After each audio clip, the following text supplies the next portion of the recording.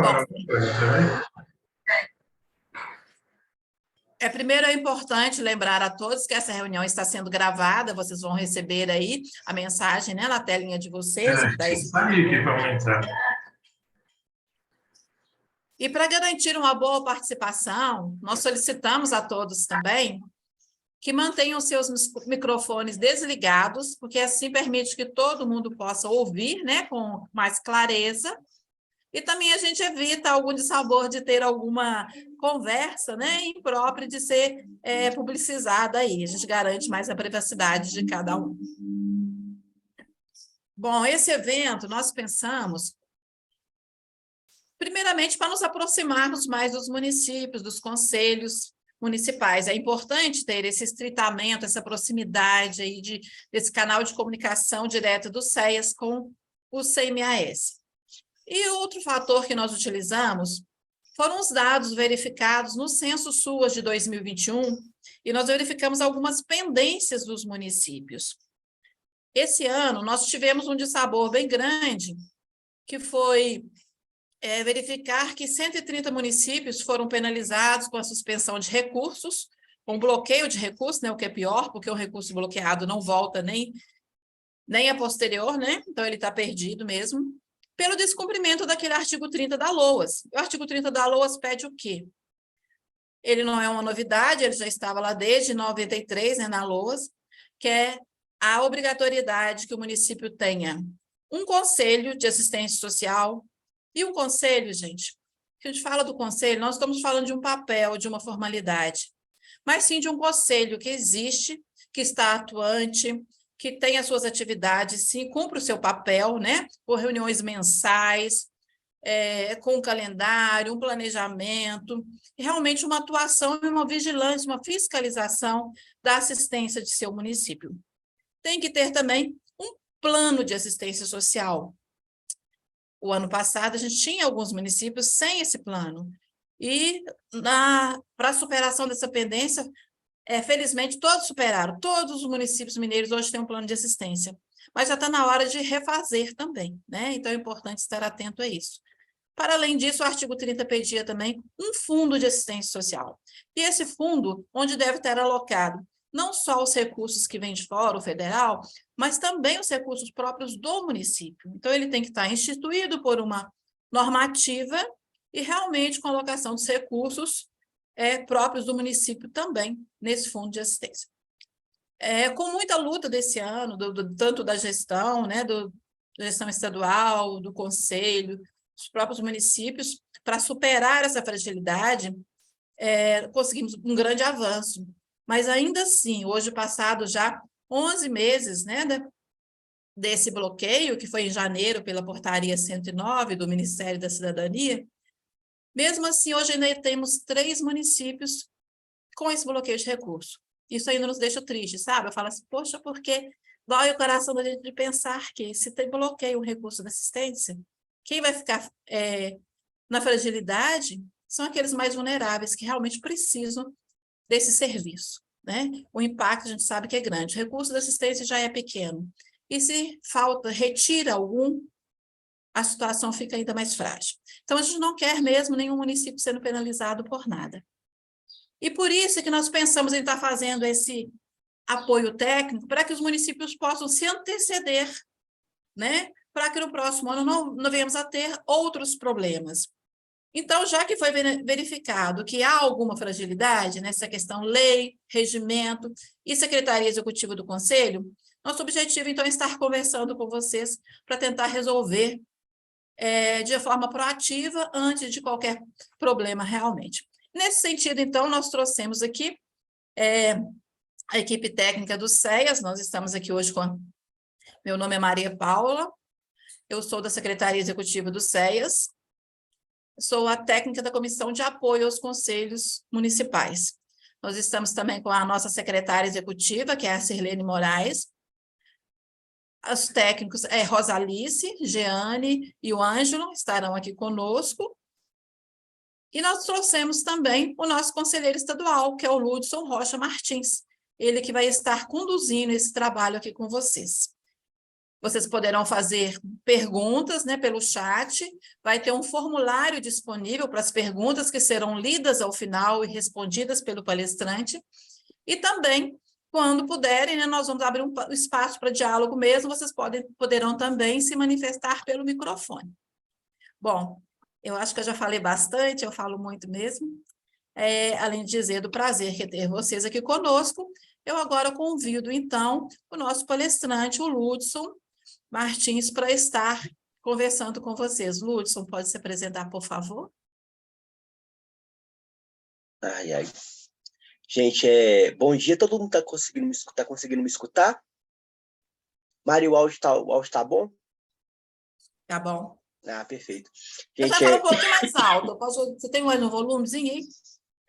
Não, gente, eu vou pedir desculpa pelo volume um pouco do som, né?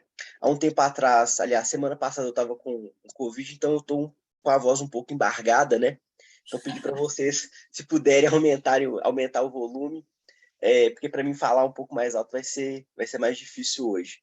Né, em primeiro lugar, agradecer, né, a oportunidade pelo CEAS, Conselho Estadual de Assistência Social, do qual eu faço parte, né, a partir da comissão de normas, um trabalho também da comissão de apoio, né, que visa, enfim, fornecer esse suporte aos conselhos municipais, né, promover discussões, orientações. Então, o nosso papel em relação aos municípios é muito esse. Enfim, dizer que a gente está com uma proposta bastante dialógica, né, compartilhando a experiência que a gente tem. Né, eu sou assistente social, trabalho no município de Nova Lima, sou representante no CEAS dos trabalhadores pelo CRES, né, o Conselho Regional de Serviço Social, e a gente está tentando, aqui nesse espaço, abarcar um tema muito importante, né? Aliás, dois temas muito importantes, que são a lei de criação dos conselhos e também o regimento interno, e que dizem muito sobre o funcionamento do SUS nos municípios, a qualidade da gestão, a qualidade das ofertas, porque a gente sabe que conselho fragilizado, né, conselho que não consegue funcionar, que não consegue operacionalizar a fiscalização e a participação popular, é sinal de um SUS também enfraquecido, um SUS problemático, que é o que a gente não quer. A gente quer uma política pulsante, né, capaz de atender as necessidades em termos de serviços, programas e projetos para a nossa população, né, chegando nos territórios mais distantes, nos territórios mais necessitados, enfim, fazendo diferença de fato na vida das pessoas. Então, a proposta é muito essa, fazer uma abordagem sintética, né, e após ela, vocês fiquem livres, né, para se pronunciar, colocar as dúvidas que tiverem, né, sempre numa proposta horizontalizada, dialógica, colocarem as experiências de cada um. A gente sabe que temos aqui alguns municípios com dificuldades, né, às vezes na hora de compor o funcionamento do conselho, na hora de fazer as reuniões plenárias, a publicização das normativas. A gente tem, por exemplo, dificuldades, pelo menos a partir do mapeamento que a gente fez a partir do censo SUAS, né, na estruturação das secretarias executivas, que são órgãos muito importantes, né, e a gente vai poder dialogar um pouco sobre isso, né. Bom, falando um pouco mais sobre mim, né, sobre a minha experiência, eu disse então que eu sou representante do CRES, no Conselho Estadual, assistente social, trabalho no SUAS, no município de Nova Lima. Dentro de Nova Lima e também em alguns outros municípios já atuei em CRAS, CREAS, gestão, vigilância socioassistencial, e tenho também uma experiência muito grande como secretário executivo do Conselho de Assistência Social de Nova Lima. Então, para quem aí está com secretarias executivas nesse momento, se tiver algum secretário executivo, a gente pode trocar algumas experiências, né? Tanto minha, né, do ponto de vista do município, mas também de outros lugares dos quais a gente tem contato, né? A gente tem aí uma série de interlocuções com conselhos do país inteiro, então Belo Horizonte, Juiz de Fora, Contagem, conselhos de outros estados, né, no caso São Paulo, Rio de Janeiro, até por conta da minha participação no Conselho Estadual e nos espaços do CRES, então a gente vai poder trocar algumas coisas relativas a isso. Pode passar esse primeiro slide, Rosa?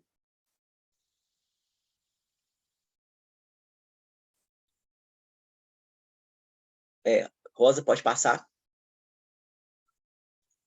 Lúcio, eu estou tentando passar aqui, acho que está demorando, passou, porque está dando um pequeno tempo de demora, tá? no Ah, computador. ok, pode passar isso também.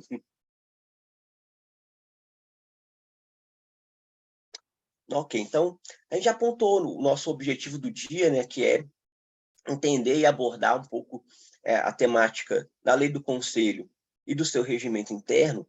Dentro desses dois grandes tópicos, né, o que a gente vai tratar, como que a gente vai procurar detalhar as questões.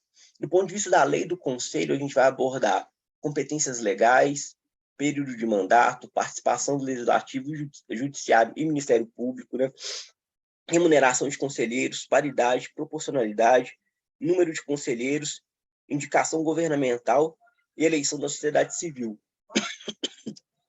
Então, os itens fundamentais que precisam constar na lei de regulamentação do Conselho. Quem tiver aí, eles vão esperar só um pouquinho, porque tem um carro de som passando aqui do meu lado que vai prejudicar tudo que a gente está tratando.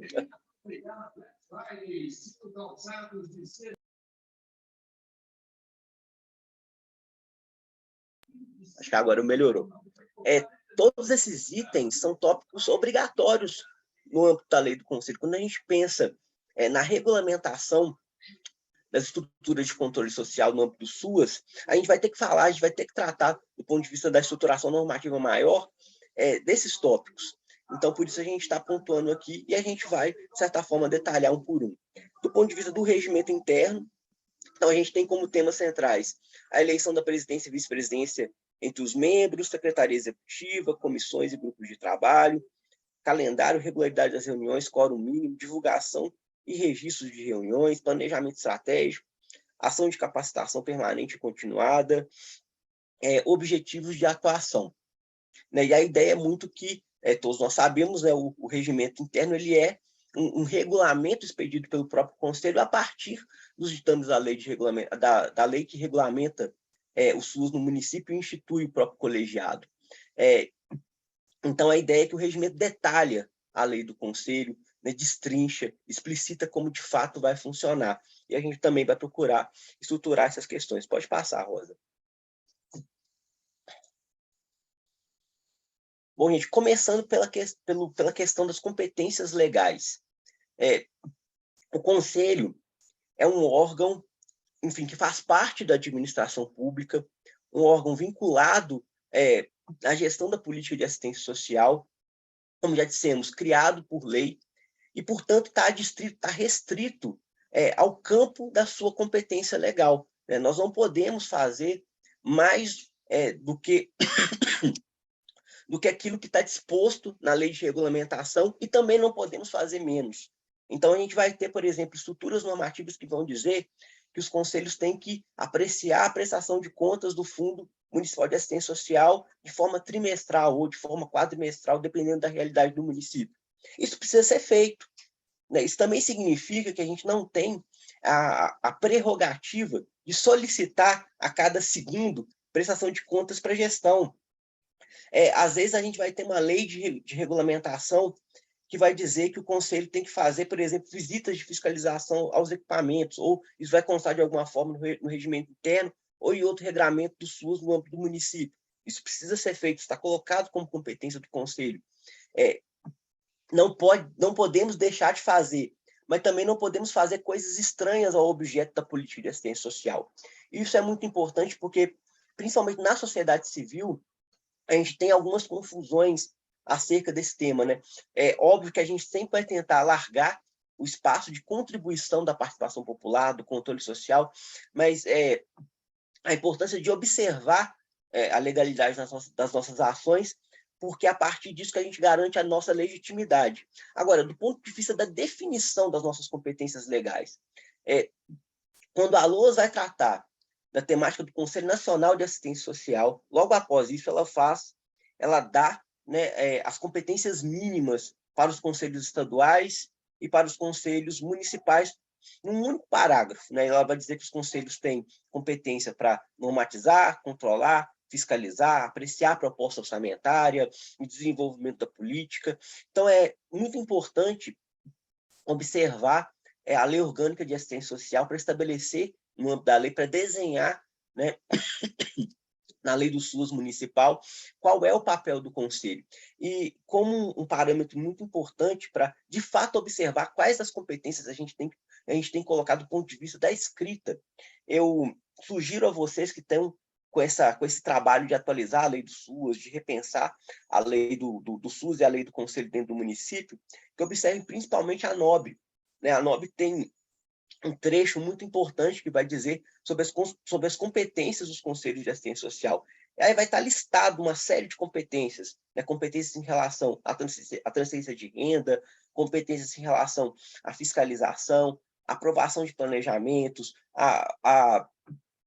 o controle social sobre os recursos humanos da política, enfim, sobre a estruturação dos serviços, programas, projetos e benefícios. Então, tudo aquilo que está posto como competência da NOB, com competência na NOB, pode e deve ser transposto para a lei de criação, observado, óbvio, o campo de atuação municipal. Né? A gente não vai olhar para a NOB buscando competências que estão sendo colocadas para os conselhos estaduais, para o Conselho do Distrito Federal, né, que faz uma junção das competências do Estado e dos municípios. Vamos olhar principalmente para aquilo que a NOB estabelece para o âmbito municipal, né, naquilo que concerne ao controle social, e a partir dali, do ponto de vista prático, vocês vão ter um espelho de texto, né, como poder construir na lei, né, as competências do Conselho Municipal, como fazer essa sugestão e enfim, esse acerto, né, com o órgão gestor, visando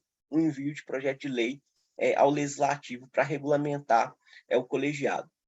Então, esse é um ponto muito importante.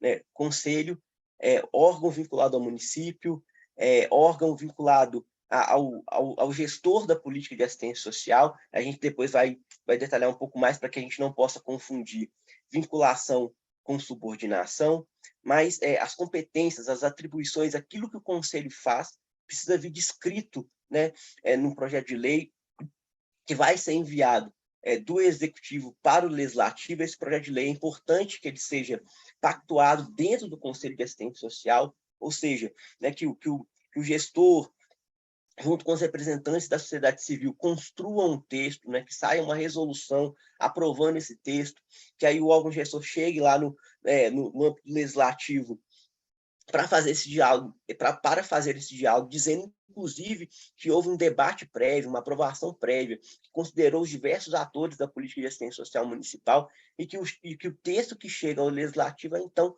fruto de um consenso, né? Um consenso político para estabelecer o fortalecimento do SUS e o aprimoramento do controle social. Lembrando sempre a gente ter esse pulo do gato, né? De olhar para os documentos matrizes do SUS na hora de desenhar efetivamente as competências do Conselho, olhar para a NOB, principalmente, para extrair dela, né, o texto que vai fazer parte das competências.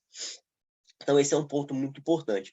Dentro da definição da estrutura normativa do Conselho, surge como um ponto muito importante o período de mandato. Né? E aqui a gente vai ter a indicação, né, que é praxe para os conselhos de assistência social, e é uma boa prática, sim, né? De que o mandato de conselheiro ele tem a duração de 2 anos, né, observada a possibilidade de recondução por uma única vez. E aqui a gente já começa a tocar num campo problemático. Né? A gente vê que muitos conselhos estabelecem ao longo do tempo mecanismos para estender essa possibilidade de participação. Então, você tem ali um sujeito que fica eternamente no conselho. Todo ano ele dá um jeito de ficar, nunca sai. Né? Ele já está no 3º, 4º mandato, às vezes representando mais de um coletivo, mais de uma entidade. Existem pessoas que acham que, pelo simples fato do conselheiro governamental ser indicado pelo prefeito, né, e não passar por uma eleição, que ele pode ser reconduzido eternamente. Então, a gente precisa, de fato, extirpar essa prática dos nossos conselhos municipais, né, entendendo que as pessoas têm um tempo de contribuição, seja para que elas possam descansar, né? Porque o espaço do controle social é um espaço trabalhoso, então é importante que a gente cumpra o nosso ciclo, né? Até para que a gente não se desgaste profundamente, que abra espaço para o surgimento de novas lideranças, né? Isso oxigena o espaço do controle social, isso garante a natureza democrática desse espaço. Se você tem sempre as mesmas pessoas ali, trazendo as mesmas ideias, controlando pauta, quer dizer, isso é um indício muito forte de um conselho que não funciona, ou de um conselho que está permeado por esquemas autoritários, né? Esquemas de controle de pauta, esquemas de controle de temas que podem ser trazidos para o debate, muitas vezes vindo de instituições do terceiro setor, vindo do próprio gestor ou de determinados sujeitos, seja porque no município é muito difícil conseguir alguém para participar, então a gente vai criando mecanismos e estratégias para garantir quórum, e muitas vezes essa é uma delas, mas a gente precisa ter bastante ciência de que isso é um problema muito grave e que a gente precisa, no momento de fazer revisão de lei, no momento de fazer revisão de regimento interno, nos atentar para essa questão e, de fato, abandonar esse tipo de prática se, porventura, ela acontece nos nossos municípios. A gente tem visto isso nos CEAs, inclusive tem sido alvo de denúncias, e a gente tem dialogado muito com os municípios, né, com gestores, com o próprio Ministério Público, né, porque é algo que precisa ser, de fato, enfrentado. Uma outra questão diz respeito à participação do Legislativo, Judiciário e Ministério Público no Conselho. Veja só, nenhum desses atores deve possuir cadeira cativa dentro dos colegiados, né? Ou seja, um vereador não deve ser conselheiro, né? Um membro do Judiciário não deve ser conselheiro, um membro do Ministério Público não deve ser conselheiro. Inclusive, o Judiciário e o Ministério Público sequer aceitam essa condição porque sabem da sua ilegalidade, né? Então, é importante que a gente faça a delimitação desses espaços. Entretanto, esses atores, eles são muito importantes, eles podem participar das plenárias como convidados, né? Veja, a Câmara, Legislativo e Ministério Público são também estruturas de fiscalização do Poder Executivo, né? São agentes, de fato, muito importantes, sobretudo o Ministério Público. Existem alguns conselhos, como, por exemplo, o Conselho de Belo Horizonte, o próprio CEAS, alguns anos atrás, tinha essa prática. No município em que eu atuo, que é a cidade de Nova Lima, isso também já aconteceu. A gente conseguir trazer o promotor da cidade para participar, ou algum representante, para participar da plenária, discutir algum tema. E aí, veja, ao invés do Conselho simplesmente acionar o Ministério Público já estava lá, acompanhando os debates, às vezes fazendo intervenções fundamentais para o desenvolvimento da política. Então, é sempre importante ter esses atores como membros convidados. E, no que diz respeito ao Legislativo, é muito importante que exista uma articulação saudável do Conselho com esses atores, né? A Câmara, como estrutura de fiscalização, ela precisa ficar sabendo das ações do Conselho. Muitas vezes os conselhos encaminham uma denúncia para o Ministério Público, né? Ou, enfim, fazem alguma reprovação de prestação de contas, então dão ciência ao Ministério Público do fato, mas não dão ciência à Câmara. É muito importante fazer esses tratamentos. Os vereadores precisam saber das discussões, do estado da execução da política.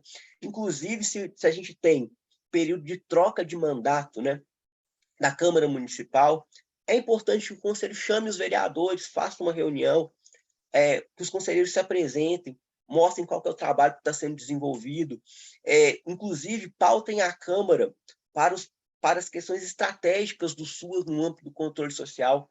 Então, às vezes, vocês estão aí com pendência para desenvolver uma lei de regulamentação do Conselho, uma lei do SUAS, algum projeto estratégico do município no âmbito da política de assistência social, e que já está consensuado no âmbito do Conselho. Poxa, vamos chamar a Câmara, fazer uma reunião, apresentar as ideias, as demandas, e dizer, olha, a gente precisa de vocês, a gente precisa caminhar junto.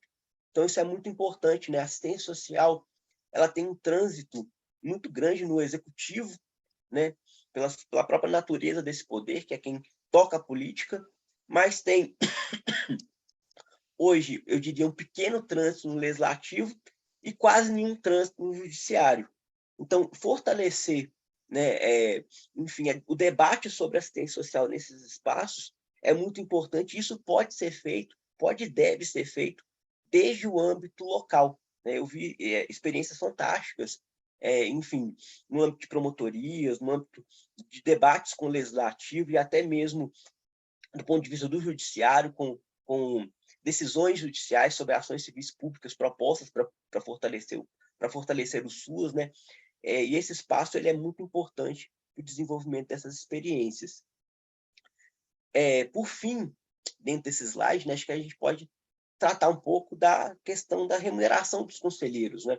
Então, veja, a gente está aqui, em primeiro lugar, abordando a questão do conselho como órgão legal de controle, participação, fiscalização do SUS, como instância legitimada por lei, que tem as suas competências e atribuições descritas nesse ato normativo, né, conselheiros com período de mandato, relação do conselho com atores estratégicos, né, legislativo, judiciário, Ministério Público, mas dentro desse tópico, né, qual que é o papel e o lugar do conselheiro de assistência social?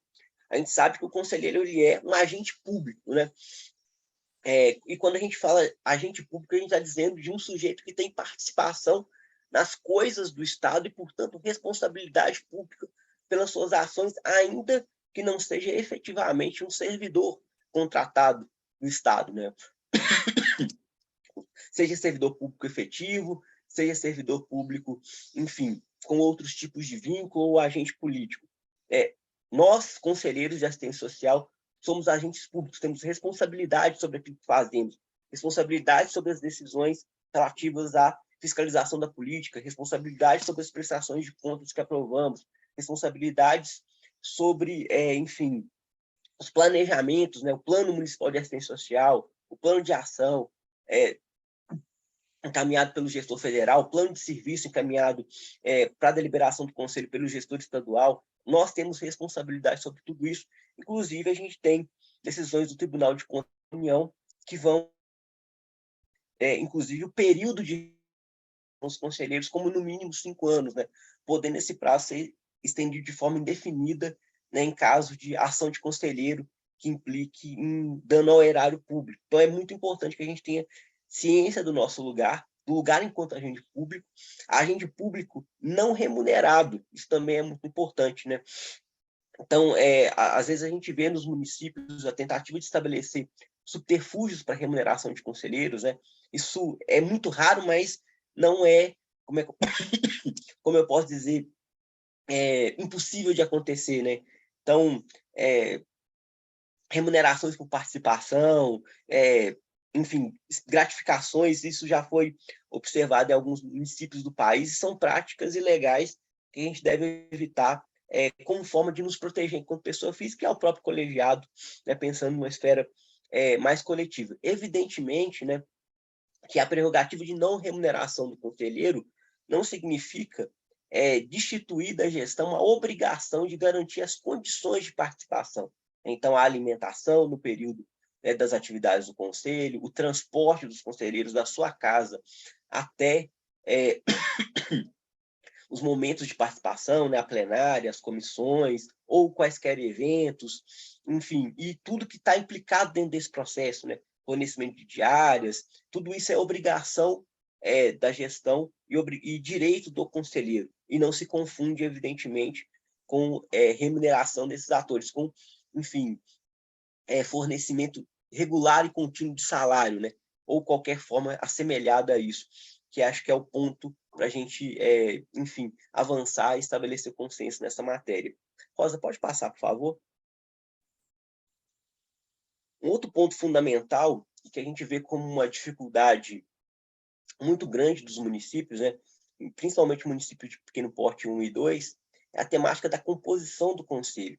E aqui a gente está lidando principalmente com resquícios, né, da era pré-SUAS da política. Então, a gente tinha lá uma lei de criação do conselho, né, uma lei que criava o conselho, criava o fundo de assistência social, dispunha, né, sobre a política. Ela é, por exemplo, uma normativa de 97, de 95, de 93, de 2001, né, de uma época em que o Sistema Único de Assistência Social não estava assentada, de um período em que as estruturas de participação do SUS estavam menos consolidadas, e por conta disso a gente encontra nos municípios as mais diversas realidades, inclusive aberrações, né? Ou então a gente tem, como foi o caso, por exemplo, do próprio município que eu trabalho, que isso foi resolvido há poucos anos, mas você teve, em primeiro lugar, um processo de revisão da lei de criação do Conselho, à luz do SUAS, bastante problemático, que gerou também muitas questões, muitas pendências na hora de pensar a estrutura da sociedade civil. Então, você tem aí conselhos que criam segmentos que não existem, né? Então, no SUAS, a gente tem trabalhadores, aliás, a gente tem sociedade civil e governo. Dentro da sociedade civil, nós temos trabalhadores, usuários, entidades e só, né? Mas você vê em muitos colegiados a criação de segmentos anômalos, né? Então, tem lá a Associação Comunitária do Esporte, que é, às vezes, uma entidade tradicional no município. Então, você vai lá e cria uma vaga cativa para esse tipo de entidade, ou até nominalmente para essa instituição. Quer dizer, é uma ação frontalmente irregular. Vou dar o exemplo da cidade em que eu trabalho, né? A gente existia na lei de criação do conselho o seguinte segmento: entidade de defesa de direitos dos usuários, além do segmento entidade. Então, o segmento entidade tinha, por exemplo, 3 cadeiras, e esse tipo de entidade específica tinha mais uma cadeira, né? Isso impedia, por exemplo, que se formasse a proporcionalidade dentro da sociedade civil, que é uma das coisas que a gente vai detalhar um pouco mais à frente. Então, é importante, né, que para quem está lidando com revisão de regimento interno, para quem está lidando com revisão de lei, se atentar para seguir a estrutura básica do segmento da política, né? Nada de legitimar, né, instituições nominalmente, sejam instituições do terceiro setor, sejam instituições de grupos de trabalhadores ou de grupos de usuários. Nós devemos ter, na lei que regulamenta o Conselho, os dizeres trabalhadores, entidades, usuários, para pensar a composição da sociedade civil. E quando a gente olha para o governo, a mesma coisa, né? A ideia de trabalhar com a representação que afeta ao SUAS. Então, a gente precisa ter, dentro do segmento governamental, a Secretaria de Assistência Social ou a Secretaria de Desenvolvimento Social. A gente tem que ter a saúde, a educação, as secretarias ou subpastas que lidam com direitos humanos, são também fundamentais para o SUAS, né? Pastas transversais, né? Planejamento, fazenda, procuradoria, né? Enfim, secretaria de governo, né? Todas essas estruturas que vão ordenar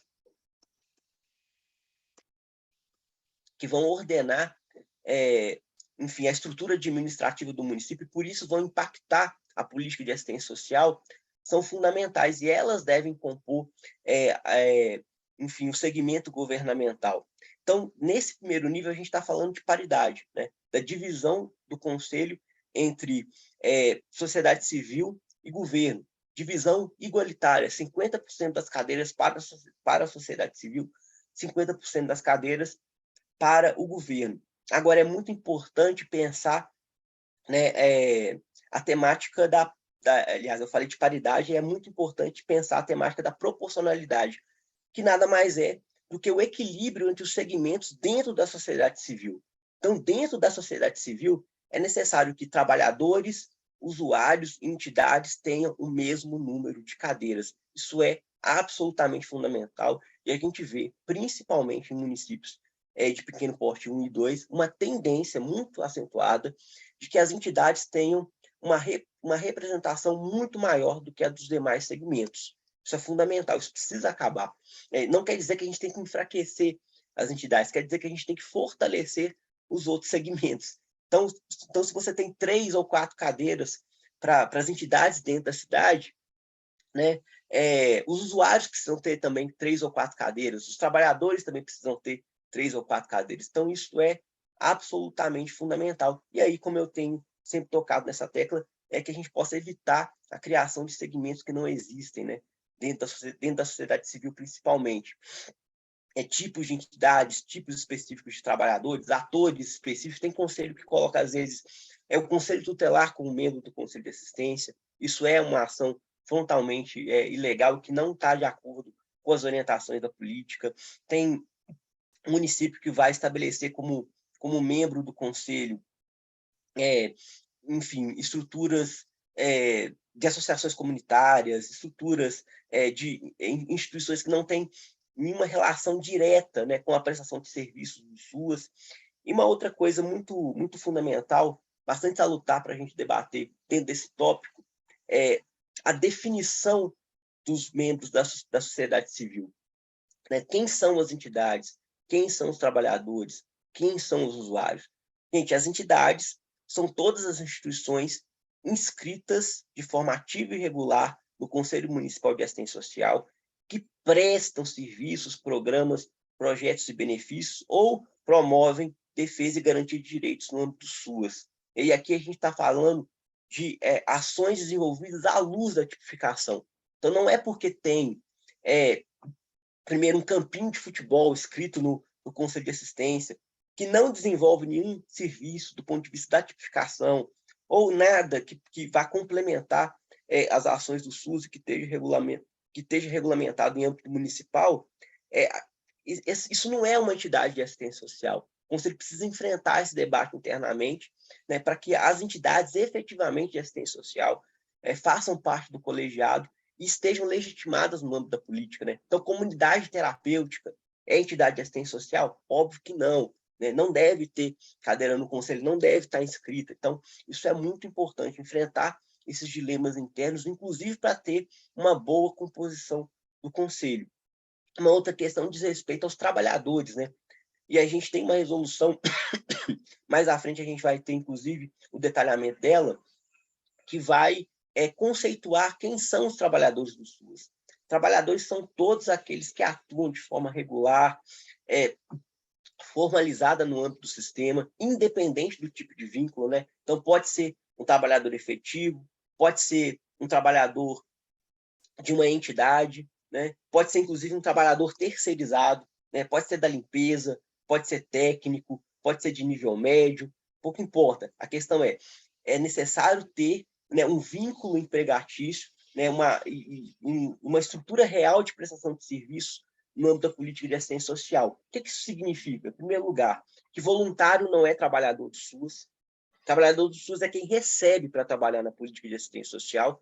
E segundo ponto, que eu acho que é o mais problemático dentro dos municípios, trabalhador não tem cargo de gestão no âmbito do SUS. E ponto. Tá, gente? Eu sei que tem muita gente que tem dificuldade de entender isso. Às vezes a gente tem muitos problemas para mobilizar trabalhadores, então a gente vê, né, um coordenador de CRAS, um coordenador de CREAS, um coordenador de uma entidade, enfim, né, tomando o protagonismo para ser conselheiro, mas isso não é adequado. O trabalhador não tem cargo de gestão. Imaginem, né, se a gente está no conselho e os representantes de trabalhadores, eles precisam consultar suas bases, eles precisam ter liberdade para construir debate, inclusive para falar dos seus gestores, né? Então, como que eu, sendo gestor, vou poder fazer uma discussão livre com o trabalhador que tem questões sobre, enfim, aqueles que são responsáveis pela política a serem trazidas para o controle social. Então, isso é um desvirtuamento da representação. Então, é muito importante que a gente tenha essa clareza. O trabalhador é quem atua no âmbito da política, quem recebe para isso, quem tem a atuação regular e formal, inclusive o espaço, né, que legitima a identificação do trabalhador é o CAD-SUS, né? E esse sujeito não deve ter, de forma alguma, cargo de gestão, seja no setor público, seja no setor privado. Então, os coordenadores de CRAS, os coordenadores de CREAS, os gerentes, diretores, chefes de divisão, os coordenadores de entidades não podem ser representantes de trabalhadores. E, por fim, aliás, por fim não, né? A gente ainda precisa qualificar as entidades, mas queria falar um pouquinho agora dos próprios usuários. A gente tem também, enfim, diversas resoluções no âmbito do SUS, e especialmente a PNAS, a Política Nacional de Assistência Social, define os usuários da assistência social. São todos aqueles que participam, né, que fazem uso de serviços, programas, projetos e benefícios. Ou seja, quem está no PAIF, no PAEF, no serviço de convivência, quem é usuário do Auxílio Brasil, ou de qualquer programa de transferência de renda municipal diretamente vinculado ao SUAS, quem faz uso das ofertas de benefícios eventuais. Esses são os trabalhadores do SUAS, notadamente aqueles que estão no CadÚnico, né? Não apenas, mas aqueles que estão no CadÚnico, os acolhidos em serviços, né, da alta complexidade, todos são usuários do SUAS, e eles é que precisam falar por si, né? Nós podemos ter organizações de usuários, por exemplo, fóruns de usuários, entidades que representam os usuários, mas a pessoa que está no Conselho de Assistência Social tem que ser usuário, né? Então, esse é um debate muito importante que precisa ser travado nos municípios, porque muitas vezes a gente vê entidades assumindo o lugar dos usuários, né? Então, uma coisa é um coletivo de usuários, né? E aí esse coletivo de usuários, em que todos são usuários, ou majoritariamente usuários, vai indicar um representante ao CMAS, vai participar da eleição, né? Enfim, vai compor o conselho. E outra coisa é a gente ter, às vezes, uma entidade prestadora de serviço, né, que indica de maneira irregular uma pessoa para representar os usuários. Isso é algo completamente diferente. O mesmo vale para os trabalhadores, tá, gente? Então, a gente pode ter coletivos de trabalhadores, e aí o Fórum de Trabalhadores é um espaço privilegiado para isso, né? A gente pode ter, às vezes, indicação de sindicatos, conselhos de classe, né? Se for o caso, se o município conseguir mobilizar internamente esses atores. Então, essas são instituições feitas por trabalhadores, coletivos de trabalhadores, e que têm legitimidade para estar no conselho, principalmente os fóruns de trabalhadores. Mas é importante, o trabalhador precisa ter, de fato, essa condição. Não pode se confundir com o gestor. E, por fim, falando das entidades, né? Aliás, quem pode ser o representante de entidade dentro do conselho? Em primeiro lugar, o dirigente da instituição.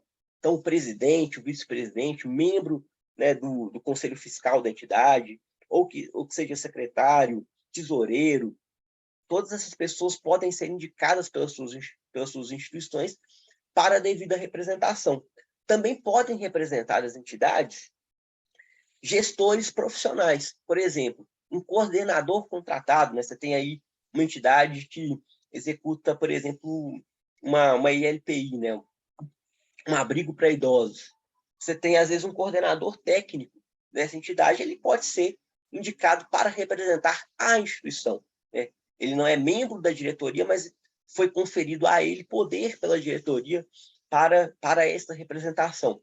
E, dependendo da situação, a entidade também pode indicar, talvez, um trabalhador sem cargo, né? Que, nesse caso, vai representar a instituição. Essa, eu diria, enfim, a forma de representação menos recomendada. Ela é ainda legítima, mas ela é menos recomendada, porque o ideal é que a instituição sempre tenha clareza, né? É importante que vocês, conselheiros, façam esse diálogo internamente, né? Os secretários executivos sempre esclarecendo para as entidades como que elas devem se portar dentro do espaço do conselho, para que elas indiquem pessoas com poder de decisão, né?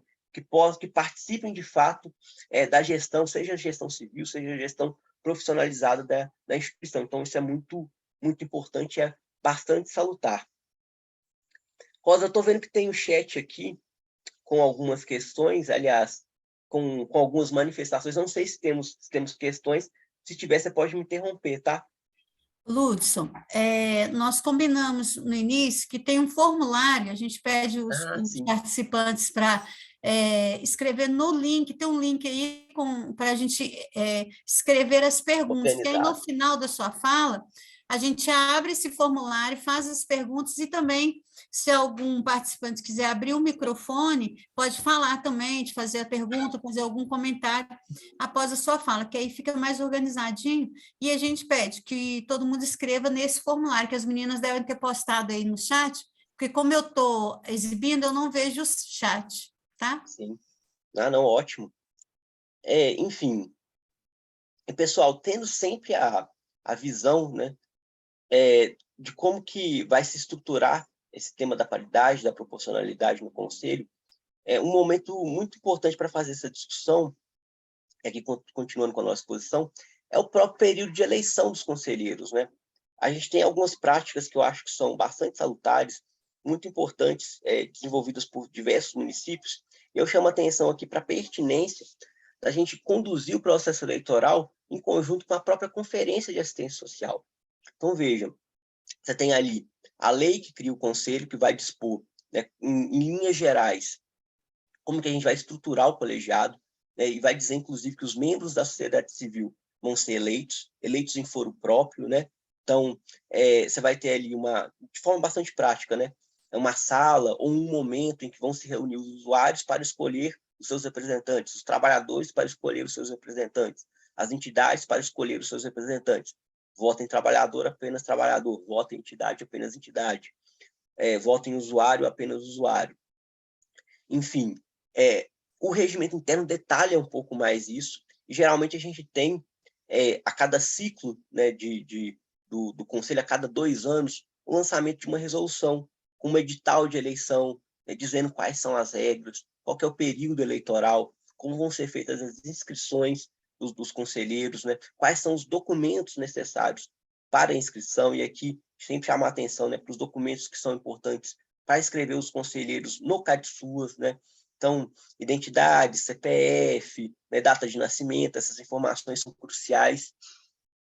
Mas a gente tem também essa prática de tentar fazer o casamento da eleição dos conselheiros com as conferências, o que é algo do ponto de vista qualitativo muito importante.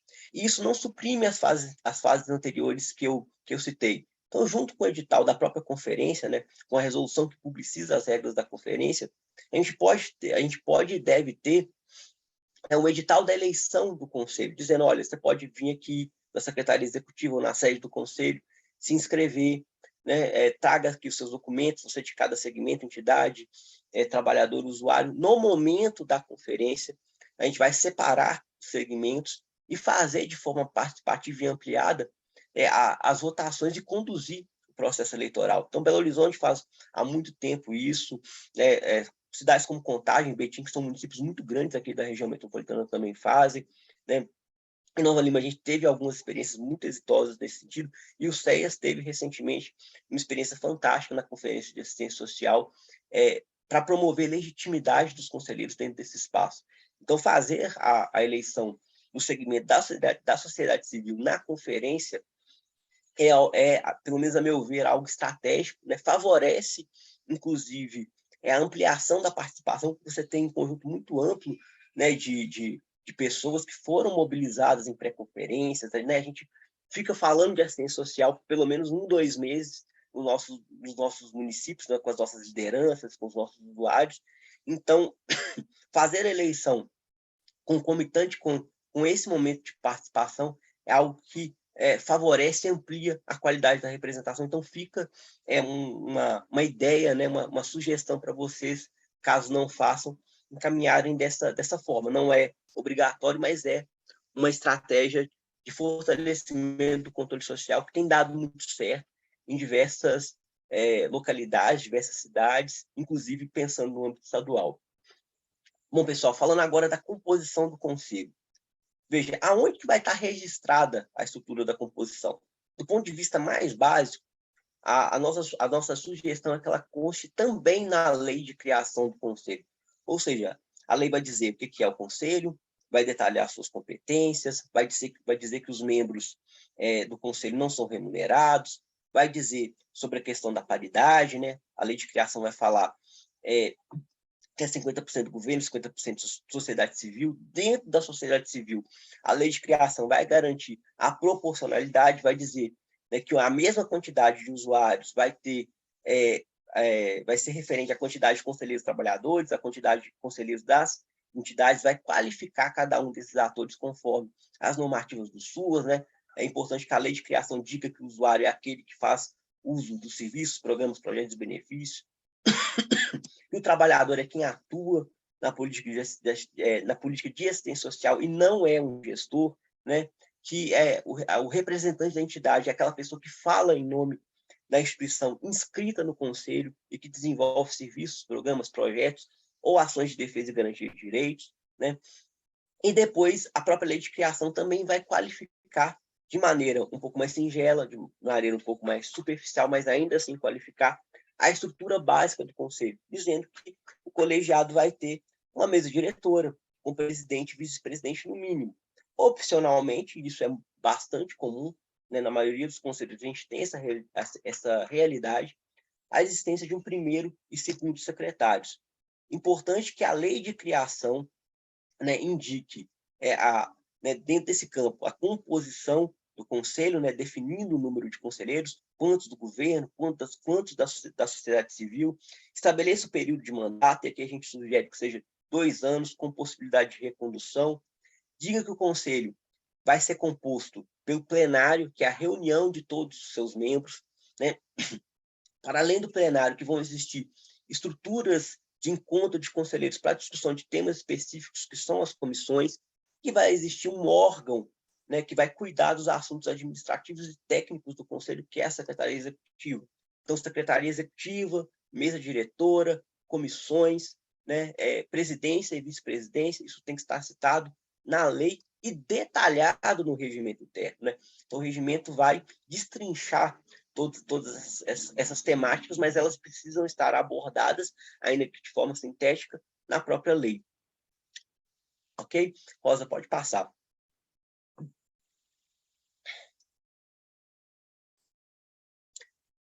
Bom, quando a gente fala de número de conselheiros, o que nós, do Conselho Estadual, a partir da avaliação das diferentes realidades municipais, o que a gente pontua? Em primeiro lugar, né, a estruturação do número de conselheiros precisa estar no âmbito da sociedade civil, baseada em múltiplo de 3, para garantir a proporcionalidade, aquilo que a gente já está conversando. Divisível por 2, para garantir a paridade. E pensando, a partir disso, um mínimo de 6 conselheiros titulares, para garantir as representações da sociedade civil e também boas representações no âmbito governamental, ou seja, garantir a própria Secretaria de Assistência ao Desenvolvimento Social, garantir a presença da saúde, da educação, da fazenda, da Secretaria de Governo, se houver, secretarias da área de direitos humanos, né, tudo isso é bastante importante. Indicação governamental, né? Vejam, os representantes governamentais, eles são indicados pelo prefeito. Então, é importante, esse é um instrumento mais correto, né, que exista no município a prática de expedição de um decreto, né, um decreto ou portaria em que o prefeito vai dizer quem são os representantes de qual área. E veja, é o prefeito, né? As secretarias têm representação, mas esse conselheiro, ele precisa ser ordenado pelo próprio chefe do executivo. Isso é importante como um fator tanto de legalidade, mas principalmente de legitimidade, para que a gente garanta que as pessoas que participam do conselho tenham, de fato, poder decisório. É muito comum, na área da assistência social, a gente representar, aliás, a gente receber como representante aquela pessoa que sobrou, né? Não sei se vocês já passaram por isso aí nos seus conselhos, né? Ninguém quer ser conselheiro, então vai lá no meio da secretaria, as pessoas meio que sorteiam entre si, né? O que sobra, né, o desafortunado vai para o Conselho de Assistência, vai para o Conselho de Direitos da Criança. Esse tipo de prática é algo que enfraquece o colegiado. Então, por isso, a necessidade de intermediação do prefeito, até porque a gente está lidando com recursos, a gente está lidando com fiscalização, a gente está lidando com construção normativa, com planejamento da política, enfim, com a prestação de serviço para a comunidade, um serviço que tem natureza estratégica. Então, a gente não pode deixar, nesse sentido, a peteca cair. Precisamos ter como parâmetro e de forma muito clara, né, a necessidade de qualificar a representação governamental. Pode passar também, Rosa. Lembrando, obviamente, né, que por ser um representante indicado pelo prefeito, né, os conselheiros governamentais, eles podem ser trocados a qualquer momento. Aliás, no âmbito da sociedade civil, né, se a gente tem, por exemplo, entidades, as entidades também podem trocar os seus representantes, né, porque a representação, ela não é da pessoa, ela é da instituição, isso é muito importante. A instituição é que é eleita para participar do conselho, não fulano ou ciclano, né? A melhor prática é fazer esse atrelamento. Inclusive, quando a gente tem representação de fóruns, de usuários e de entidades. Se o fórum foi eleito, não foi eleita a pessoa pode ser trocada. A cadeira é do fórum de usuários, a cadeira é do fórum de trabalhadores, às vezes até do próprio fórum de entidades, caso ele esteja constituído no município. Enfim, falando agora de assuntos mais afeitos ao próprio regimento interno, em primeiro lugar, a eleição da presidência e vice-presidência entre os membros do conselho. Primeiro ponto que precisa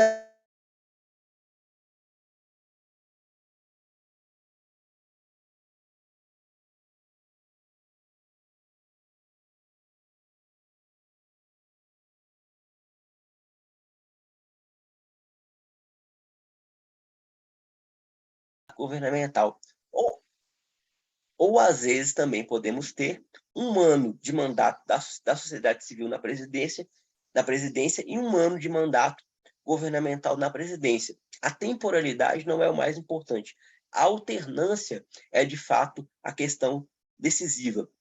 O regimento precisa tratar de prazo de mandato, no mínimo 1 ano, no máximo 2. Ok? Pensando agora no espaço da Secretaria Executiva, a gente tem aqui um slide que acho que faz uma boa síntese da questão, né? A Secretaria Executiva, vou aqui ler, deverá ser a unidade de apoio ao funcionamento do Conselho para assessorar suas reuniões e divulgar suas deliberações, devendo contar com pessoal técnico administrativo.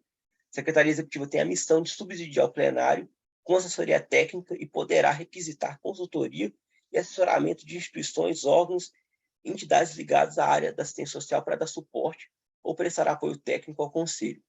Vamos lá. Em primeiro lugar, a Secretaria Executiva não se confunde com o primeiro e segundo secretário da mesa diretora do Conselho. Então, esse é o primeiro ponto. Segundo ponto, conselheiro não é secretário executivo. Tá? Então, se você é conselheiro e te deram o nome de secretário executivo, saiba que você não é, né, que o seu conselho não tem secretário executivo. Porque o secretário executivo ele é necessariamente um servidor que está a trabalho do conselho, ele está ali para organizar as pautas, a agenda, os documentos, para esclarecer dúvidas, para fazer mobilização, para fazer treinamento, para cuidar dos sistemas. Ele está ali para apoiar os conselheiros, inclusive fazendo documentos técnicos, né, laudos, pareceres, pedindo a sua opinião sobre as matérias que estão em deliberação, não para encaminhar as decisões do colegiado, mas para que os conselheiros possam ter um ponto técnico de apoio para formar, né, enfim, a sua deliberação, para, enfim, estruturar os seus encaminhamentos. Então, essa é a missão da Secretaria Executiva.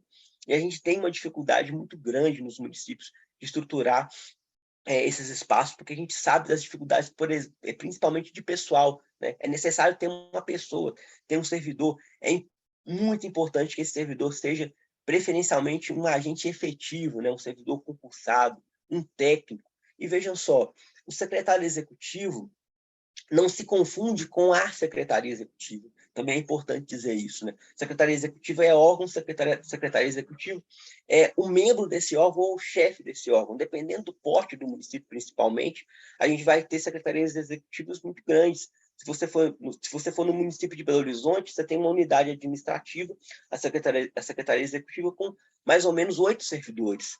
Né? Aqui em Nova Lima, município onde eu atuo, a Secretaria Executiva é formada por 3 servidores, 2 técnicos de nível superior e 1 administrativo.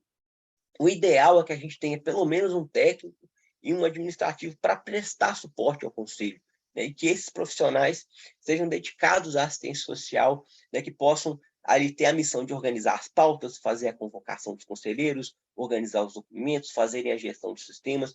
O técnico do conselho, né, que faz parte da Secretaria Executiva, que ele tenha espaço para emitir a sua opinião sobre os temas que estão em deliberação.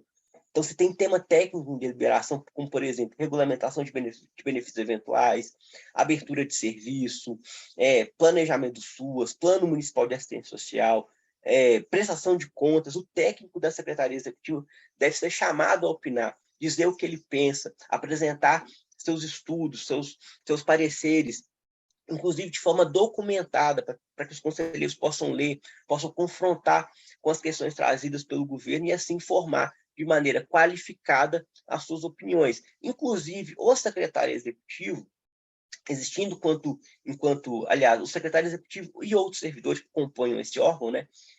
Enfim, caso existam e estejam estruturados, devem ser os responsáveis por lavrar as atas de reunião, né? Lavrar ata, lavrar resolução, né? Sempre, enfim, publicizando para todo colegiado no momento das votações, mas que este trabalho fique por conta dos servidores, porque o conselheiro deve analisar, deve opinar, deve, enfim, conduzir os debates e não ficar por conta das questões administrativas. Isso é missão de um funcionário do Estado. Então, é por isso que a Secretaria Executiva é um órgão muito importante e a gente não explicita, porque não é algo necessariamente obrigatório, embora a gente tenha uma série de recomendações expedidas pelo governo federal, na própria NOB-SUS, a gente tem alguns apontamentos nesse sentido, mas eu sugiro, né, e a gente pode ver isso como experiência de alguns municípios, que a composição técnica da Secretaria Executiva esteja registrada tanto no regimento interno quanto na lei de criação do Conselho. Então, é importante que os municípios estejam fazendo esse debate, digam nas suas leis, olha, o Conselho tem que ter um técnico na sua Secretaria Executiva, pelo menos um, de nível superior, trabalhador do SUAS, né? Assistente social, psicólogo, pedagogo, né? De preferência efetivo, para dar suporte técnico e administrativo e garantir o bom funcionamento do colegiado. Pode passar, Rosa. Bom, a gente tem aqui também outras questões, outros itens que explicitam problemas de vários conselhos municipais. Em primeiro lugar, né, questão do calendário, regularidade das reuniões, quórum mínimo.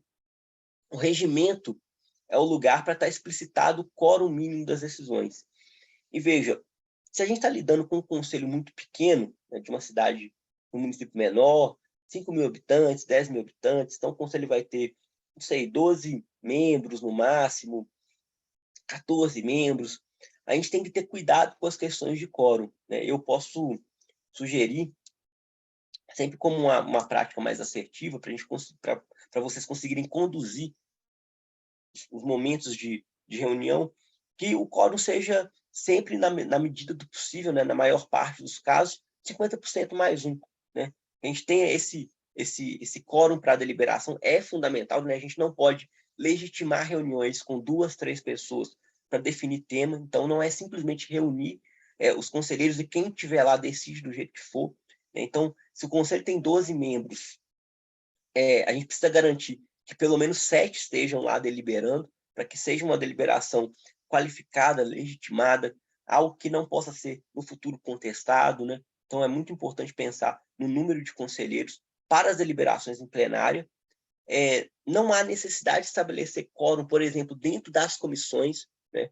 Aí eu acho que é algo que pode ser tratado de forma mais, como é que pode dizer, flexível, né? Inclusive entendendo que o suplente, dentro das comissões e grupos de trabalho, ele pode ter voz e voto. Né? Acho que essa é uma boa indicação. Então, o conselheiro suplente que participa de comissão, ele vota com tanta legitimidade quanto um conselheiro titular, mas no plenário, obviamente, né, os conselheiros titulares ou em exercício da titularidade que encaminham as suas decisões, mas a observância do quórum ela é uma questão importante. O conselho pode exigir quórum qualificado ou ampliar as exigências de quórum para matérias específicas, por exemplo, prestação de contas anual, plano municipal de assistência social, eleição de presidente e vice-presidente. Isso pode ser feito, mas é uma avaliação que cada colegiado precisa fazer com cuidado para que a gente não inviabilize as votações, né? Porque, às vezes, reunir o número de 50% mais um já vai ser algo bastante complexo em muitas realidades municipais. Então, a gente tem sempre que tentar ir além, mas também tendo em vista as nossas limitações práticas. Entendendo, conselheiros, que os nossos colegiados precisam se reunir pelo menos uma vez por mês. Na verdade, a gente precisa ter como meta a realização de pelo menos 10 plenárias por ano. Né? Existem muitos conselhos que não fazem plenária em janeiro e plenária em dezembro. É razoável, né? Você ter um calendário estruturado dessa forma. Mas pensar que a periodicidade base do conselho ela é mensal, que a gente precisa ter pelo menos 10 reuniões. Conselhos que fazem 3, 4, 5, 7 reuniões são conselhos desestruturados, conselhos que geralmente não estão funcionando, que vão gerar problemas para a sua gestão, problemas para a execução do serviço, que vão explicitar um SUAS, enfim, de baixa qualidade no município. Então, a gente precisa fazer esse esforço no âmbito do controle social. Uma coisa muito importante, como que a gente encaminha os registros das reuniões do conselho? Então, veja, feita uma reunião de comissão, uma reunião de grupo de trabalho ou uma plenária, essa reunião precisa ser registrada. No caso de de comissão ou de grupo de trabalho, a gente pode ter como instrumentos de registro uma ata ou uma memória de reunião, tendo em vista que esses são encontros, enfim, com outra natureza dentro do espaço do Conselho, não são encontros necessariamente deliberativos, né? As comissões, elas têm como missão promover o estudo de uma temática e levar ao plenário um parecer, e é o plenário que decide. Então, nesse caso, a gente pode ter, às vezes, um registro mais simplificado. Mas quando a gente fala das reuniões plenárias, todas elas precisam ser registradas por meio de ata. Ata com número de linha, ata que precisa ser publicizada, né? Então, não é só para ficar dentro de um caderno, né, na gaveta do conselho, mas a ata ela precisa ser escaneada, ela precisa ser enviada para o portal da transparência do município, para que qualquer pessoa possa verificar. A ata precisa ser, de preferência, encaminhada também para o e-mail dos conselheiros, né? Se o conselho é pequeno, a sugestão é que a ata seja lida no dia da plenária, né? Porque a gente tem, às vezes, o hábito de enviar a ata com antecedência, os conselheiros lerem por e-mail e já chegar fazendo aprovação, né? Isso muitas vezes vai dar certo, mas pode ser um grande dificultador para os conselheiros usuários, que às vezes não vão ter um bom manuseio com equipamento de informática, que não vão ter acesso facilitado à internet, muitas vezes vão ser pessoas idosas, então a gente tem que pensar em garantir a participação de maneira mais qualificada possível e, sobretudo, em espaços, em municípios menores, fazer uma leitura de ata na hora, às vezes vai ser possível e vai favorecer o segmento de usuários, que é o grande objetivo da política. Então, esse é um ponto. Registro das reuniões do Conselho, de todas as decisões, por meio de ata que precisa estar colada num caderno, mas que também precisa ser escaneada, enviada para todo mundo por e-mail, colocada no portal da transparência do município ou em qualquer sítio eletrônico que o Conselho tenha. Então, isso é muito importante. E a síntese das decisões precisa estar consubstanciada em resoluções. Então, o Conselho aprovou a prestação de contas, aprovou o plano de ação do Ministério da Cidadania, aprovou o demonstrativo do Ministério da Cidadania, que é uma prestação de contas, aprovou o plano de serviço, o demonstrativo da SEDESE, prestações de contas do piso mineiro, aprovou o Plano Municipal de Assistência Social, aprovou uma regulamentação de benefícios eventuais. Isso é feito por um documento chamado resolução, que ordena os encaminhamentos, estabelece, né, do ponto de vista normativo, a estrutura do regramento, e essa resolução também precisa ser publicizada para a comunidade, de preferência no mural da prefeitura e no portal da transparência, sobretudo, né? A gente tem que, enfim, digitalizar o acesso às informações do Conselho. Essa é a forma mais contundente, né, dos trabalhadores, dos usuários, das entidades conseguirem acessar essas informações e fazerem uso do ponto de vista da participação, do controle social, inclusive agentes externos, né, do Ministério Público, dos vereadores, outras pessoas interessadas. Isso é fundamental e tem muito conselho que ainda não faz. E, gente, hoje está cada vez mais simples, né? Que prefeitura que não tem um espaço dentro do seu site que não pode ser colocado um link para acesso às atas, um link para acesso às resoluções do Conselho. A gente pode usar Google Drive, serviços da Microsoft para construir esses links. É fundamental que a gente tenha isso disponibilizado, e esse trabalho, inclusive, de organização, da publicização desses documentos, é uma prerrogativa da Secretaria Executiva, sobretudo. Pode passar, Rosa. Bom, e agora a gente chegou na temática do planejamento estratégico do Conselho. Vejam só, qual que deve ser a primeira resolução do ano de um Conselho, ou a última resolução? Deve ser, sobretudo, o planejamento estratégico. Então, vamos lá, em dezembro ou em novembro, na plenária final, né, um pouco antes dela, o Conselho se reúne com a sua mesa diretora, traça o seu planejamento, elege os temas centrais para serem tratados. Boa parte desses temas, eles são recorrentes, ou seja, todo ano tem prestação de contas, todo ano tem plano de ação, todo ano tem plano de serviço da SEDESE, todo ano deve acontecer revisão do Plano Municipal de Assistência Social, todo ano a gente tem que fazer fiscalização da rede socioassistencial, né, por meio de visitas às entidades, aos equipamentos públicos. Então, vamos organizar isso, né?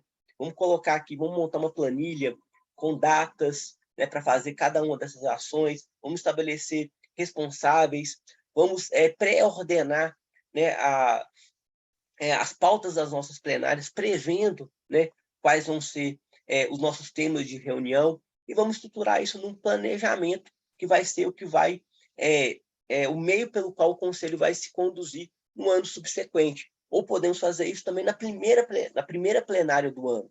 Esse é um momento bastante salutar também para conduzir esse tipo de atividade. O importante é que o Conselho precisa planejar suas ações. O Conselho precisa ter pauta estruturada. O Conselho precisa ter agenda. O Conselho não pode ser apenas pautado pela gestão ou por agências da sociedade civil. Ele precisa ter uma organização própria para qualificar e estruturar as decisões, inclusive publicizar, né? O planejamento do Conselho ele precisa ser enviado para o Ministério Público, precisa ser enviado para a Câmara, precisa ser enviado para o prefeito, precisa ser enviado para o secretário municipal, precisa ser publicizado entre as entidades, né? Para que esses atores olhem, visualizem as pautas do seu interesse e possam estar fazendo incidências, possam participar, possam estar enriquecendo o debate. Eu queria, nesse sentido, sugerir 3 experiências para vocês consultarem, né? Acho que o Conselho Municipal de Assistência Social de Belo Horizonte, se vocês forem observar no site do município, vocês vão achar essa resolução de planejamento do Conselho, né? E ela é bastante estruturada. Um outro conselho que tem uma prática bastante interessante nesse sentido é o Conselho de Carapicuíba de São Paulo, uma resolução fácil de encontrar, tá? Só vocês digitarem Carapicuíba, Conselho Municipal de Assistência Social, planejamento anual. Vocês vão achar várias resoluções muito bem estruturadas que podem servir de exemplo para isso. E também o próprio município que eu atuo, né? O Conselho de Assistência Social de Nova Lima tem, acho que uma resolução, inclusive, bastante sintética sobre planejamento anual. Ela é fácil de ser construída, ela pode ser facilmente rastreada na internet, só colocar CMA-SNL, né? E em qualquer ano, dentro do link que vai cair na internet sobre o Conselho, vai ser a primeira resolução de planejamento. Então, que o Conselho possa estruturar essa organização dos seus trabalhos, em primeiro lugar, na mesa diretora, levar uma resolução para o plenário, fazer um debate ampliado com todos os conselheiros e aprovar esse planejamento, que é, de fato, muito importante, que precisa prever aquelas temáticas que são recorrentes da política de assistência social, mas também aquilo que é estratégico. Ok? E também falar um pouquinho das questões que estão relacionadas à capacitação permanente e continuada dos conselheiros. E isso é principalmente uma obrigação da gestão. A gestão tem que oferecer capacitação para os conselheiros. O conselheiro acabou de ser eleito, temos aqui um novo mandato. A gestão tem que estar preocupada com a capacitação. E, existindo secretaria executiva, a secretaria executiva tem que ser o órgão que vai sempre induzir esse tipo de ação. Né? Chamar o gestor para conversar, olha, vamos contratar uma capacitação, vamos chamar atores da rede estratégicos para fazer capacitação para os conselheiros. A secretaria executiva, inclusive, pode ministrar capacitações para os conselheiros entrantes. Então, o que são os benefícios eventuais? Como que está o plano de assistência social? Qual que é a estrutura da política de assistência social municipal? Né? Quantos CRAS, quantos CREAs, como que funciona, como que é a organização, como que está o orçamento? Né? Capacitações sobre o orçamento são, inclusive, centrais para que os conselheiros participem. Então, elas podem ser ministradas tanto do ponto de vista interno, né, pela área financeira do município, pelo fundo municipal, pela própria secretaria executiva, mas também aproveitando espaços como esse que a gente está agora, né, oferecidos pela SEDESI, oferecidos pelo Conselho Nacional, pelo Conselho Estadual, pelo Ministério da Cidadania. Então, todos esses espaços virtuais ou presenciais que são feitos por esses agentes, eles são fundamentais para que a gente possa estruturar, né, uma organização das capacitações dos conselheiros da educação permanente para o Conselho Municipal de Assistência Social. Inclusive, existindo plano municipal de educação permanente, né, no âmbito do SUAS, existindo gestão do trabalho estruturada, se não existe é para lutar para ter, tá, gente? Mas se já existir, só indicar, o Conselho precisa participar da estruturação do plano de educação permanente, o Conselho precisa estar contemplado no plano de educação permanente, o Conselho precisa ser tema da gestão do trabalho, né? Porque, enfim, a correta capacitação, a boa condução do trabalho do conselheiro é fundamental para a política, e isso só se processa com conhecimento organizado. Pode passar também, Rosa. E lembrar também, gente, isso precisa estar previsto tanto no regimento quanto na lei, que o Conselho tem o direito e o dever, né, de planejar os recursos de incentivo à gestão que são destinados ao controle social. Então, hoje a gente tem, por exemplo, o IGD do Programa Auxílio Brasil, 3% são destinados ao Conselho, e o IGD SUAS também 3% são destinados ao Conselho. A gente sabe que o governo federal nem sempre paga de maneira regular esses recursos, mas a gente precisa estar atentos a isso, e o Conselho deve dizer como vai ser utilizado, como e com que vai ser utilizado esses recursos. Vai ser com capacitação? Vai ser com a aquisição de um computador para o Conselho, para a Secretaria Executiva? Vai ser pagando o aluguel de uma sala para o Conselho? Vai ser para estruturar a conferência municipal? Lembrando que, para além, né, da utilização dos 3%, o órgão gestor tem obrigação de aportar recurso próprio para a manutenção do Conselho. Então, não é só bancar o Conselho com o IGD, é bancar o Conselho também com recursos municipais, recursos do Tesouro Local, né?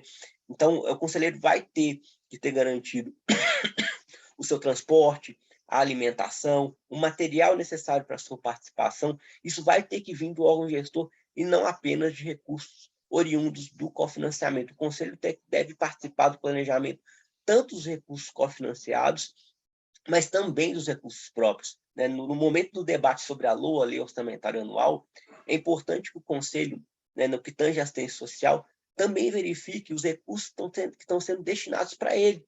Recursos que estão sendo destinados para o pagamento dos salários da Secretaria Executiva, para o pagamento do aluguel dos espaços do Conselho, ou para a construção desses espaços, né, para a equipagem do Conselho, né, aquisição de materiais permanentes para o correto funcionamento do colegiado, que possa colocar as demandas nesse sentido. Então, o Conselho tem acessibilidade, espaços com acessibilidade, o Conselho tem uma boa sala para funcionar, o Conselho tem arquivos, o Conselho tem materiais, né? O Conselho consegue fazer, com esses materiais, ações descentralizadas, ou seja, se eu quiser fazer uma reunião num CRAS da cidade, uma reunião na Câmara, uma reunião num CRES, uma reunião numa entidade, o Conselho tem um laptop, um projetor para levar, para conseguir conduzir os seus trabalhos, tem um microfone, né? Enfim, tudo isso é tema que precisa ser debatido no Conselho e precisa constar no planejamento dos recursos, no planejamento da organização, inclusive, né, no planejamento estratégico. Deve estar lá na resolução de aprovação do planejamento estratégico, né, aprovação e organização da utilização dos recursos do IGD, aprovação e organização dos recursos do Conselho previstos na LOA. Pode passar também, Rosa.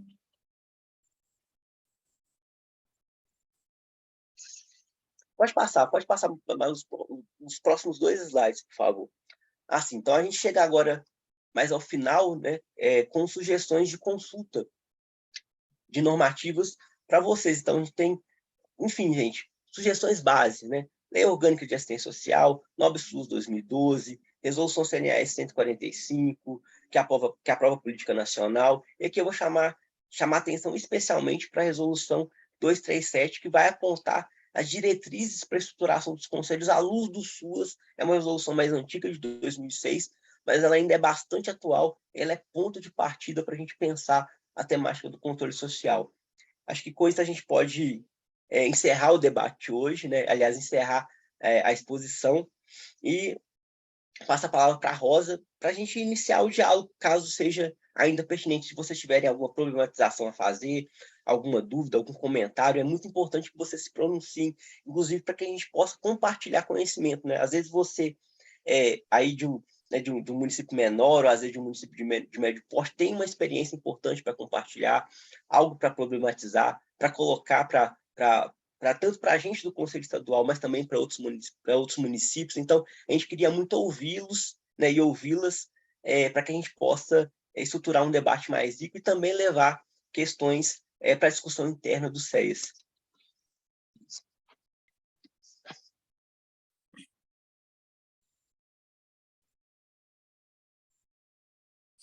Ô, Lúcio, só completando aqui um pouquinho sua fala, quando você citou a 237, com certeza ela é importantíssima, porque é a resolução que traz exatamente essa estruturação do Conselho, né, que fala da responsabilidade do gestor na manutenção, estruturação do Conselho, que é muito bacana, é importante que todos leiam. Ela fala também do processo eleitoral, para todas as informações. Como você disse, ela é bem antiga, mas ela está sendo reformulada, né? Já está 2 anos de estudo, ela já está pronta, e, segundo, né, informações do CNAS, até o próximo mês, provavelmente, ela já será publicada uma nova resolução, né? Então, é importante que todos se apropriem, acompanhem isso. Assim que ela for publicizada, com certeza nós vamos também encaminhar para todos os municípios, mas é bom ter o hábito também de estar conferindo isso no próprio blog lá do CNAS, e assim que ela sair, ver quais alterações que ela trouxe, né, que ela vai trazer para a gente, porque ela só está dependendo da aprovação final, que iria ocorrer esse mês, para que ela seja publicada. Então, é importante que todos acompanhem essa atualização aí do documento. De doença foi concedido. Olha, beleza? Saiu aqui chorando e dando risada. O seu João Messias, Luiz Messias, poderia Está com o áudio aberto. Não, aqui a gente ligou no 35. Ou tá, Marcos, se eu falar para você. É da Adriele, né? Ângelo, fecha o áudio da Adriele.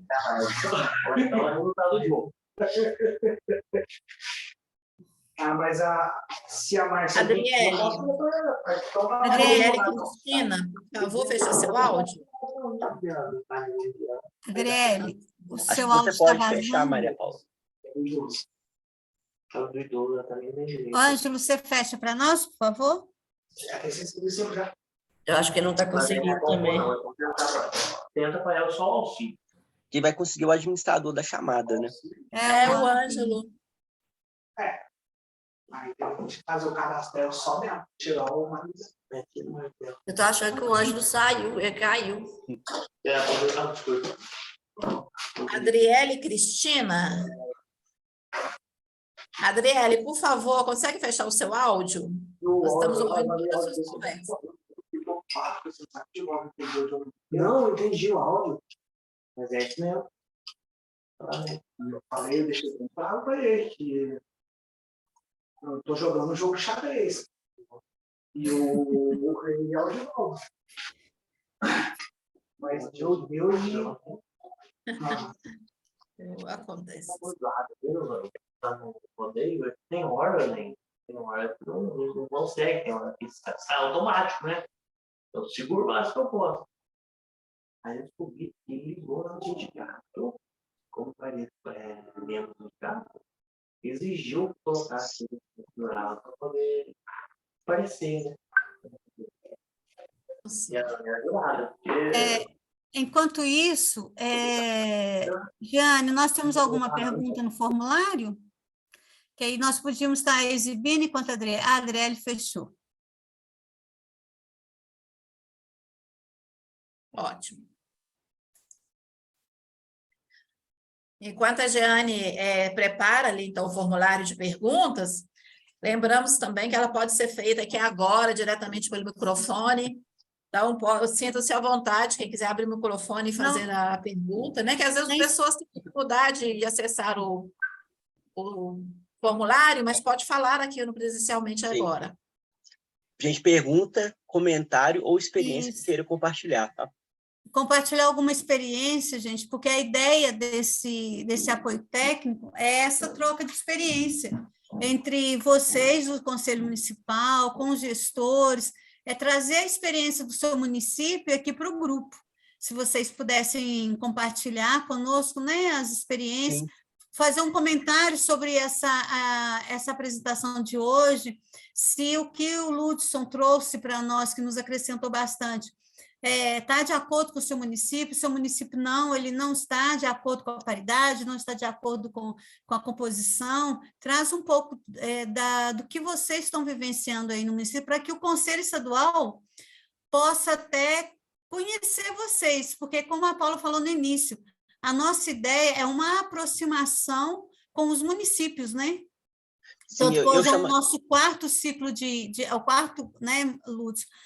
É o quarto apoio técnico, nós dividimos os municípios em 4 grupos por regionais, então esse é o nosso quarto e último esse ano, porque nós estamos com a ideia de fazer outros o ano que vem, a C10 e outras capacitações também.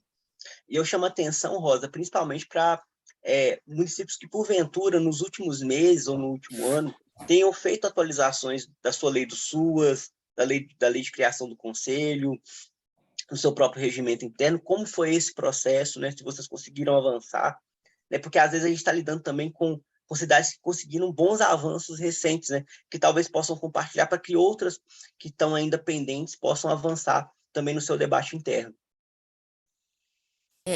Bom dia, gente. Sirlene, secretária executiva. Ô, Lúcio, eu tenho uma pergunta aí para você, do Igor. Ele é de Arinos. Vocês estão conseguindo ver a pergunta? Ah, sim. Ele diz, né, qual estratégia o CMAS deve usar para convencer o executivo a implantar a lei do SUAS, uma vez que a lei, na visão deles, prejudica as práticas assistencialistas ainda presentes. Na verdade, essa é uma questão, Igor, obrigado pela pergunta, e essa é uma questão que diz muito respeito à articulação da sociedade civil, né? Então, a gente vai ter, em várias cidades, né, às vezes, um sistema único de assistência social que convive com práticas que já deveriam estar superadas. Por exemplo, né, distribuição de órtese, prótese, má definição de segmentos da sociedade civil, isso no âmbito do SUAS, equipamentos muito precarizados, práticas bastante informalizadas no âmbito da gestão. E a lei do SUS ela pode ser um empecilho para isso e, portanto, gerar tensionamento político. E é sempre um contexto muito difícil de fazer. Mas a articulação entre usuários, entre trabalhadores, para fazer um diálogo direto com os gestores, a articulação com o Ministério Público, né? O Ministério Público pode ser provocado para fazer recomendações ao município no sentido de atualização da lei do SUS.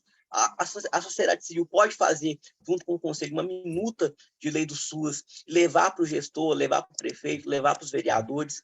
Então, é um momento de embate político e acho que várias estratégias podem ser acionadas, sabe? O Ministério Público é um ator importante para contar, né? A articulação com o Legislativo é importante, por mais que seja difícil, a gente sabe que, às vezes, os vereadores vão ter até interesse nesse tipo de prática mais arcaica, mas a gente vai ter que passar a dialogar com eles de uma forma ou de outra.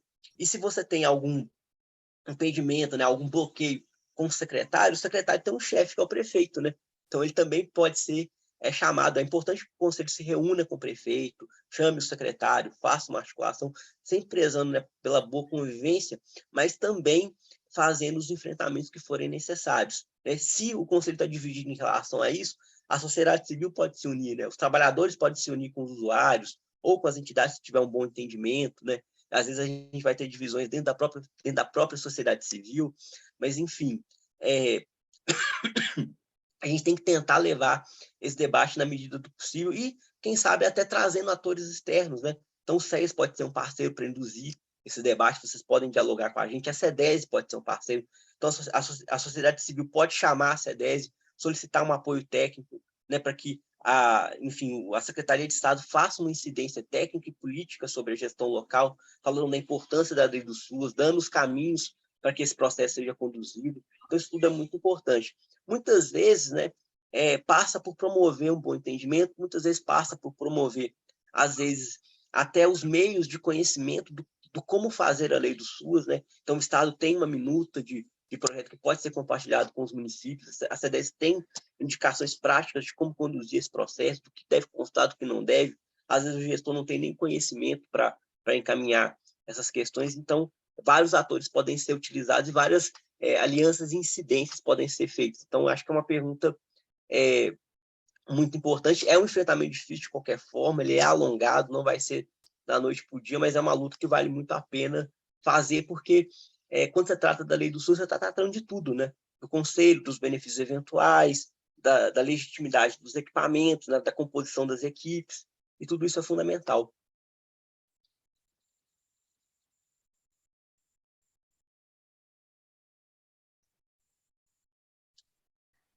Nós não tivemos mais perguntas aqui no formulário, Lúcio, mas se alguém quiser abrir o microfone, fica à vontade para poder debater com o Lúcio aí, aproveitar a oportunidade.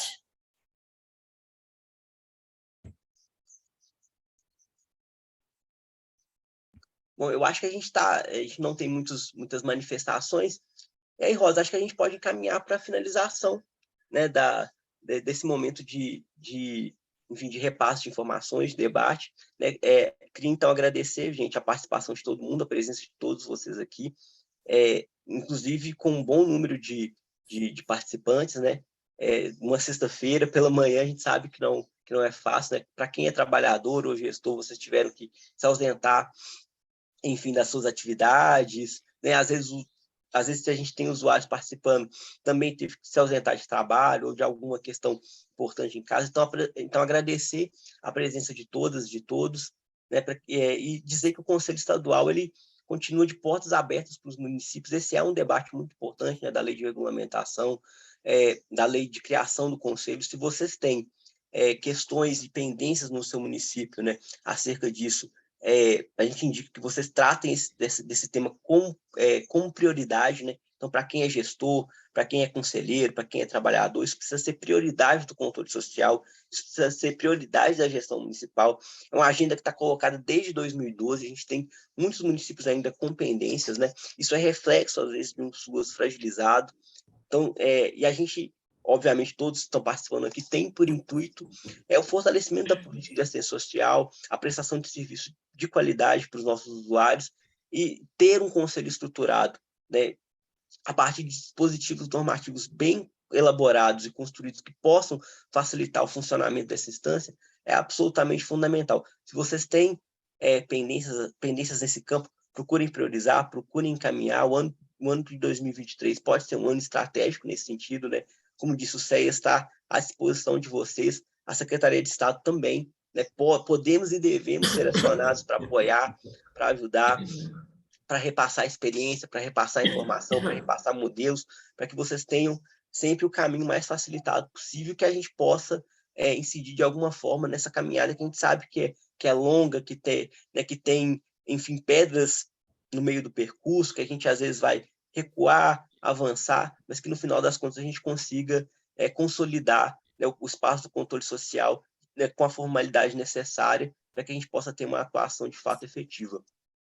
Ludson, eu queria só solicitar a todos os participantes que avaliem esse nosso trabalho. Eu postei um link agora no chat, é uma avaliação para que o CEAS possa aprimorar esse trabalho, porque hoje, né, como eu falei, nós estamos encerrando um ciclo de 4 apoios técnicos, é o primeiro trabalho que o CEAS faz nesse sentido, então, nós pretendemos fazer mais, só que nós precisamos dessa avaliação para ver o que a gente melhora, o que a gente reforça. Aí, se vocês pudessem só nos dar esse retorno, a gente agradece muito.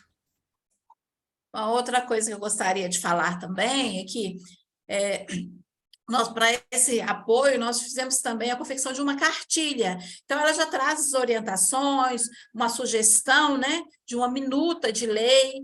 Então, já tem vários documentos, muitas dessas coisas, todas que o Ludson falou aqui, vocês vão encontrar lá documentado esse registro. É importante que vocês não só leiam, se apropriem dessas informações, mas que compartilhem. Então, nós tivemos aqui alguns representantes, vários de gestão.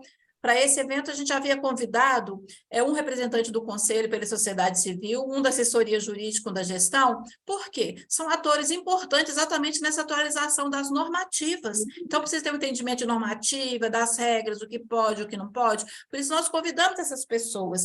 Na verdade, nós tivemos poucos representantes aqui da assessoria jurídica. Mas a gente pede que vocês, então, compartilhem essas informações, essa cartilha com os pares de vocês, repassem para todos os conselheiros que possam ler. E lembrando que esse apoio também ele está sendo gravado e ele estará disponível no site do CEAS. Então, é importante que vocês orientem aos seus colegas, repassem, publicizem, compartilhem esse link para que todos possam ouvir, mesmo que posteriormente, né? Não vão ter a chance de fazer mais perguntas ao vivo, mas se tiver dúvida, pode enviar, passar por e-mail para o CEAS, por e-mail, por telefone. Lembrando que nós estamos lá à disposição. Então, compartilhem esse material, se apropriem deles e as dúvidas nos direcionem sim. Nós vamos enviar posteriormente a cartilha, o link, e nessa apresentação também, lá vocês têm os nossos telefones, né, o e-mail. A gente lembra da importância de estar compartilhando essas informações e colocando elas para virem uma prática, né? Uma prática realmente. E no mais, eu agradeço pela presença de vocês, pela a disponibilidade do nosso conselheiro, né? Parabéns, Lúcio. Eu acho que você esclareceu muitas dúvidas, né? Talvez o baixo índice de perguntas seja porque você foi muito direto, né? Muito objetivo. Então, parabéns, a gente agradece muito sua disponibilidade, sua participação. E, se possível, a gente gostaria agora que vocês, quem puder, né, que abra um pouquinho a câmera para a gente registrar esse momento numa foto.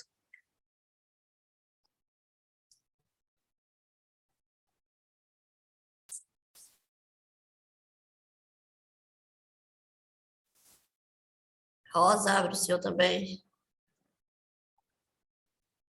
É porque agarrou aqui. Ai.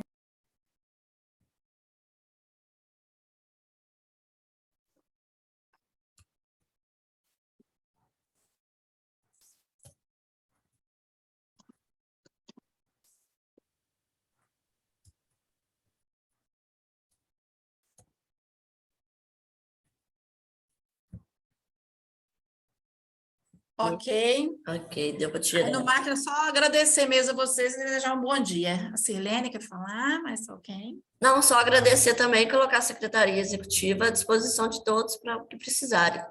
Eu coloquei o link do manual aí que a Paula falou, para quem quiser. Nós mandamos para todos por e-mail também, mas para facilitar, eu coloquei o link aqui para todos. Eu só vou voltar aqui mais um pouquinho. Estou vendo aqui a Adria, o Igor, lá de Arinos, né? Nós já tivemos um outro encontro em um momento. Adria e Igor, eu sei que eu estou devendo um retorno para vocês. Não estou esquecendo, não. É porque é tantas atividades, mas vou fazer o contato com vocês, tá? Vai, por favor. Acho que já tem aí na inscrição de hoje o telefone, o celular, né? Para me facilitar. Se não tiver, que mandem para a gente, por favor, pelo SEAS, para a gente continuar com esse contato. Então, um abraço a todos. Obrigada, Lúcio, pela participação brilhante. Nada, obrigado a vocês.